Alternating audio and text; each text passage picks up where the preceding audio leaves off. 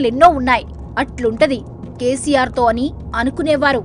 మరి ఇప్పుడు ఎంపీ టికెట్లు ఇస్తామన్నా తీసుకునేవారు కరువయ్యారు. టికెట్లు దక్కిన వారు కూడా మీరు వద్దు, మీ టికెట్ వద్దు మహాప్రభో అనుకుంటూ గుడ్ బై చెప్పేస్తున్నారు.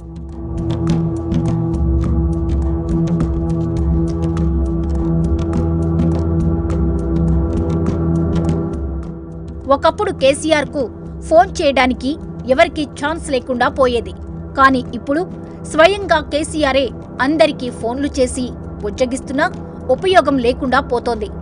ఇప్పటికే జహీరాబాద్, నాగర్ కర్నూల్ ఎంపీలు కారు దిగి బీజేపీ టికెట్ తెచ్చుకున్నారు. ఇంకోవైపు పెద్దపల్లి, వరంగల్, చేవెళ్ల ఎంపీలు కాంగ్రెస్ కండువా కప్పుకున్నారు. దాంతో బీఆర్ఎస్ అక్కడ బతిమలాడి అభ్యర్థులను నిలబెట్టాల్సి వస్తుంది.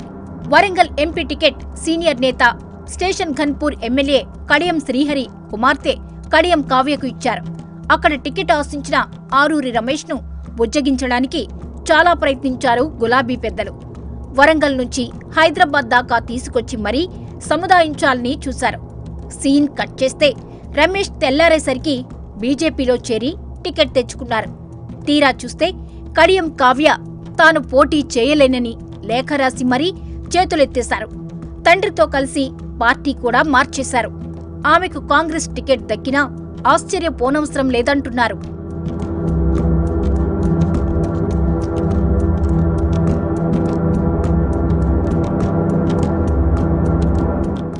రాజకీయాల్లో ఎప్పుడైనా ఏదైనా జరుగుతుంది. బీఆర్ఎస్ టికెట్ల కోసం భారీ పోటీ ఉంటుందనుకున్న కేసీఆర్ కు అభ్యర్థులను వెతుక్కోవాల్సిన దుస్థితి ఎదురవుతోంది.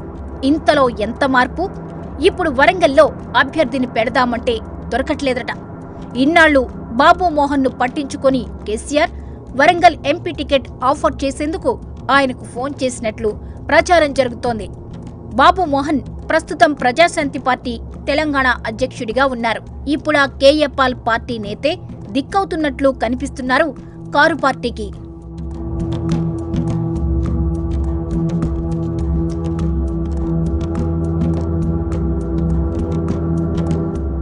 ఫోన్ ట్యాపింగ్ ఇష్యూ దుమారం ఇప్పట్లో సద్దు మనగేలా కనిపించడం లేదు.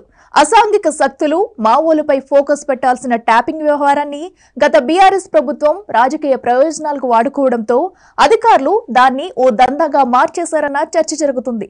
త్వరలోనే సూత్రధారుల పాత్రను సాక్ష్యాధారాలతో నిగ్గు తేల్చేందుకు దర్యాప్తు బృందం రెడీ అవుతుంది. అందుకే ట్యాపింగ్ పై విచారణ మొదలైనప్పటి నుంచి బీఆర్ఎస్ నేతల గుండెల్లో రైళ్లు పరిగెడుతున్నట్లు కనిపిస్తున్నాయి.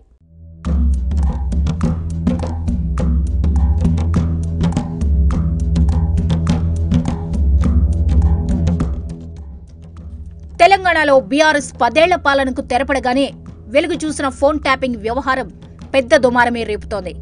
పొలిటికల్ సర్కిల్స్ లో కలకలం రేపుతున్న ట్యాపింగ్ ఉదంతం బీఆర్ఎస్ ముఖ్యుల్లో ఎవరికి చుట్టుకుంటుందో అన్న ఉత్కంఠ రేగుతోంది. ఆ క్రమంలో దాంతో తమకు సంబంధం లేదంటే తమకు సంబంధం లేదని కొందరు వివరణలు కూడా ఇచ్చుకుంటున్నారు.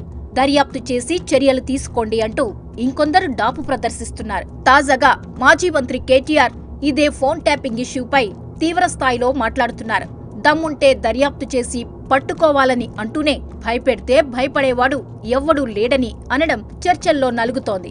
తాజాగా మల్కాజ్గిరి సెగ్మెంట్ నేతలతో భేటీ సందర్భంగా కేటీఆర్ మరో అడుగు ముందుకేసి ట్యాపింగ్ గురించి ఓ మాటన్నారు. చేస్తే గీస్తే దొంగలవి 1-2 కేసీఆర్ చేసి ఉండొచ్చని, అయినా అది పోలీసుల పనిని కవర్ చేసుకునే ప్రయత్నం చేశారు. పనిలో పనిగా తమ ప్రమేయం లేదని పరోక్షంగా చెప్పడానికి చూశారు. నిజానికి ట్యాపింగ్ చేయాలంటే చట్టబద్ధంగా కేంద్ర హోంశాఖ అనుమతితో భారత్